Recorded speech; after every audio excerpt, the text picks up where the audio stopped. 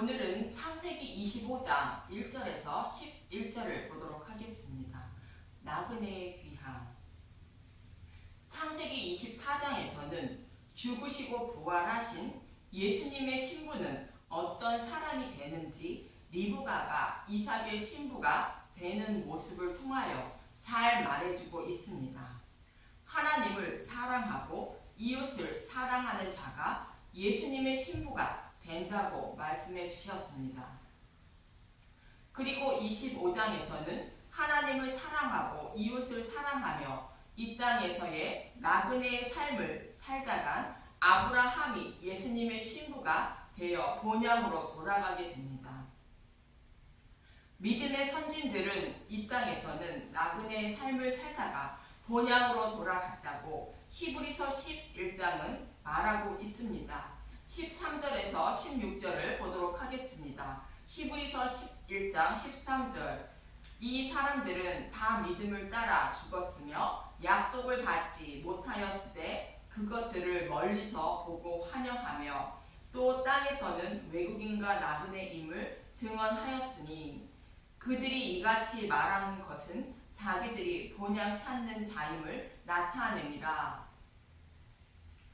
믿음의 선진들은 여호와 하나님의 말씀을, 하나님의 약속의 말씀을 받았으나 약속이 이루어진 것을 받지 못했다는 것인데, 그렇지만 먼 훗날 그 약속의 말씀이 이루어진 모습을 멀리서 보고 환영하며 이 땅에서는 외국인과 나그네의 모습으로 살았고 이는 본향을 찾는 자임을 말해 주었다는 것입니다.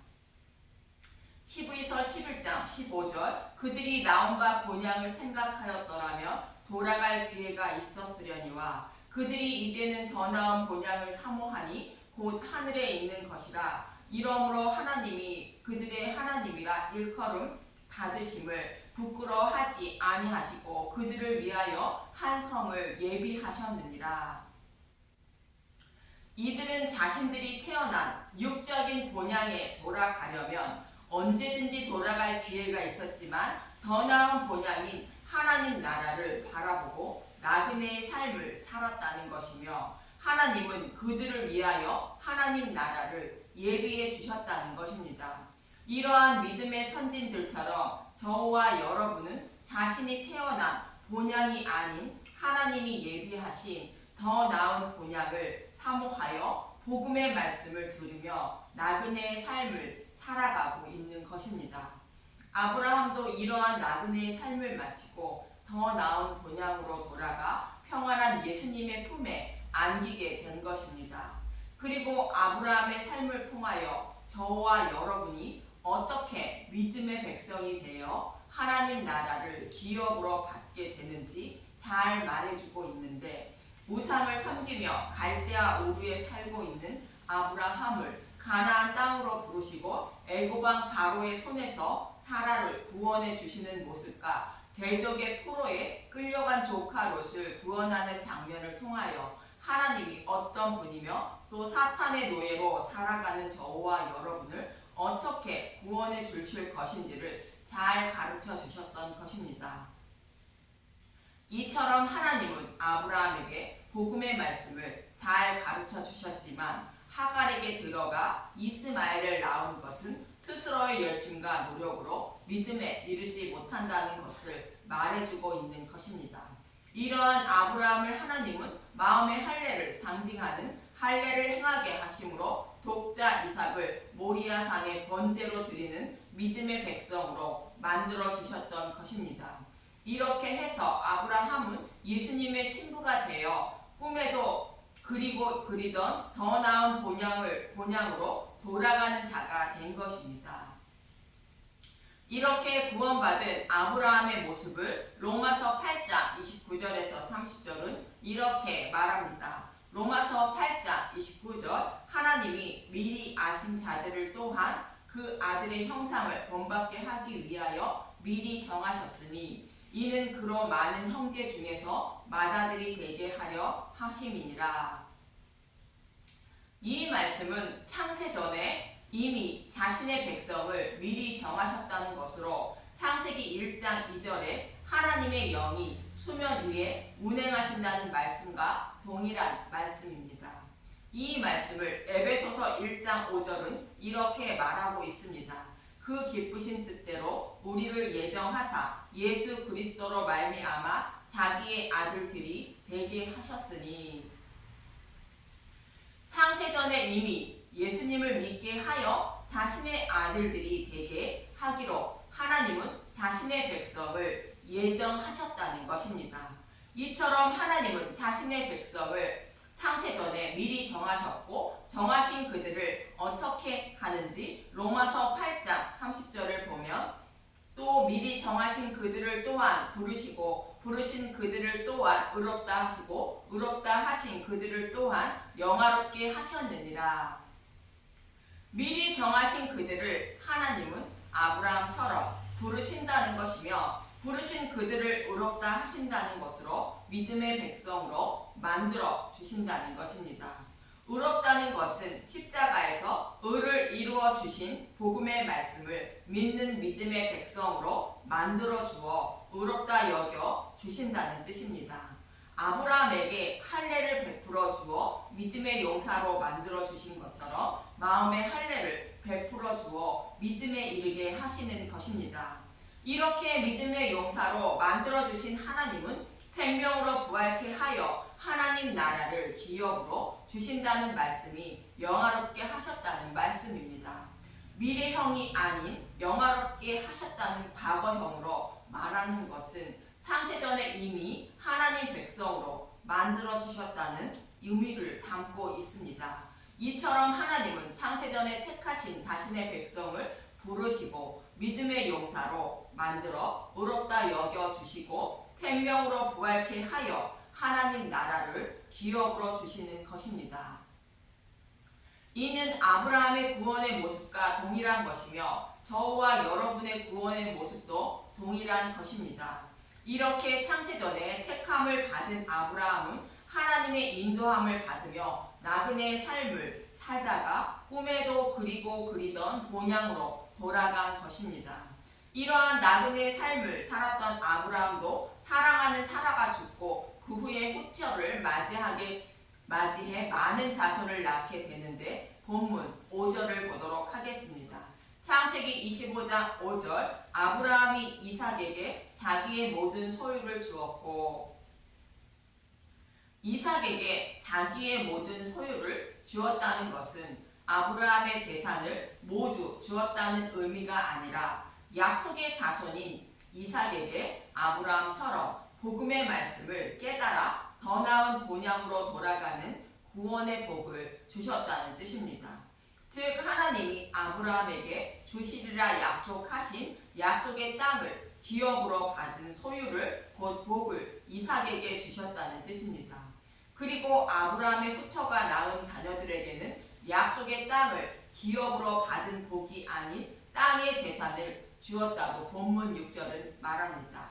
창세기 25장 6절 자기 서자들에게도 재산을 주어 자기 생전에 그들로 하여금 자기 아들 이삭을 떠나 동방 곧 동쪽 땅으로 가게 하였더라. 후처의 자녀들은 하나님 나라를 기업으로 받지 못한다는 것으로 약속의 자손이 아닌 하갈이 낳은 이스마엘의 모습과 같은 사람들이라는 뜻입니다. 그래서 이들은 이삭을 떠나 동쪽 땅으로 가게 했다는 것으로 다른 복음을 따르는 자들이 되었다는 뜻입니다. 함의 자손 니므롯의 모습과 동일한 것으로 니므롯이 동방으로 옮겨 바벨탑을 쌓았는데 자신의 열심과 노력으로 하늘에 오르려 하는 자들을 말합니다. 본문 7절에서 8절을 보도록 하겠습니다. 창세기 25장 7절 아브라함의 학년 175세라 그의 나이가 높고 늙어서 기운이 다하여 죽어 자기 열조에게로 돌아가매. 아브라함이 175세에 본향으로 돌아가 하나님 품에 안긴 것인데 참고로 당시의 이삭의 나이는 75세이며 야곱의 나이는 15세입니다. 아브라함은 100세에 이삭을 낳았고 창세기 21장 5절 아브라함이 그의 아들 이삭이 그에게 태어날 때에 100세라. 이삭이 40세에 리브가를 맞이하므로 아브라함의 나이는 140세입니다. 창세기 25장 20절 이삭은 40세에 리브가를 맞이하여 아내를 삼았으니 리브가는 밧단 아람의 아람 족속 중 부두엘의 딸이요 아람 족속 중 라반의 누이였더라. 이삭은 리브가와 살면서 20년이 되어서 야곱을 낳게 되므로 이삭의 나이 60세이고 아브라함의 나이 160세입니다. 창세기 25장 26절 후에 아우는 손으로 에서의 발꿈치를 잡았으므로 그 이름을 야곱이라 하였으며 리브가가 그들을 낳았을 때 이삭이 60세였더라. 이처럼 아브라함은 이삭이 75세이며 야곱이 15세에 더 나은 본향으로 돌아간 것입니다. 이어지는 9절에서 11절을 보도록 하겠습니다. 창세기 25장 9절 그의 아들들인 이삭과 이스마엘이 그를 마므레 앞 헷 족속 소알의 아들 에브론의 밭에 있는 막벨라 굴에 장사하였으니 이것은 아브라함이 헷 족속에게서 산 밭이라. 아브라함과 그의 아내 사라가 거기 장사되니라. 아브라함이 죽은 후에 하나님이 그의 아들 이삭에게 복을 주셨고 이삭은 부엘라 헤로이 근처에 거주하였더라. 아브라함이 죽자 은 400세겔을 주고 헷 족속에게서 산 밭이 딸린 막벨라 굴에 장사했다는 것입니다. 은 400세겔의 의미를 23장에서 말씀드렸는데 다시 쉽게 말씀드리면 은은 예수님이 십자가에서 우리의 죄를 대속하는 대속의 의미가 있고 400세겔은 아브라함의 후손으로 약속의 땅을 기업으로 주시는데 이방의 객이 되어 400년간 살다가 큰 재물을 이끌고 나와 약속의 땅을 기업으로 받는다고 말씀하셨습니다. 창세기 15장 13절에서 16절을 보면 여호와께서 아브라함에게 이르시되 너는 반드시 알라 내 자손이 이방에서 객이 되어 그들을 섬기겠고 그들은 400년 동안 내 자손을 괴롭히리니 그들이 섬기는 나라를 내가 징벌할지며 그 후에 내 자손이 큰 재물을 이끌고 나오리라. 너는 장수하다가 평안히 조상에게로 돌아가 장사될 것이요 내 자손은 4대 만에 이 땅으로 돌아오리니 이는 아모리 족속의 제약이 아직 가득 차지 아니함이니라 하시더니 이방의 객이 되어 400년간 살다가 4대 만에 약속의 땅으로 돌아온다고 말씀하십니다. 이 약속의 말씀대로 400년이 되면 약속의 땅을 기업으로 받을 수 있다는 의미로 아브라함은 은 400세겔을 주고 헷 족속에게서 밭이 딸린 막벨라 굴을 산 것입니다. 여기서 4대는 예수님이 오시면이라는 의미를 가지고 있습니다.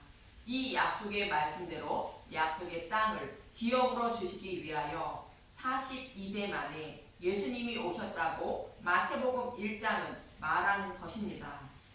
그래서 400년과 4대의 의미가 동일한 것으로 약속하신 메시아가 오시면 약속의 땅을 기업으로 받게 된다는 뜻이 은 400세겔의 의미로 아브라함은 은 400세겔을 주고 막벨라 굴을 산 것입니다.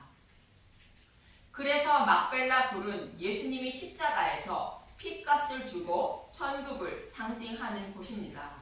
그 천국을 죽어서도 바라보고 말겠다는 아브라함의 변치 않는 믿음을 말하는 것이 밭이 딸린 막벨라 굴에 장사하는 의미인 것입니다.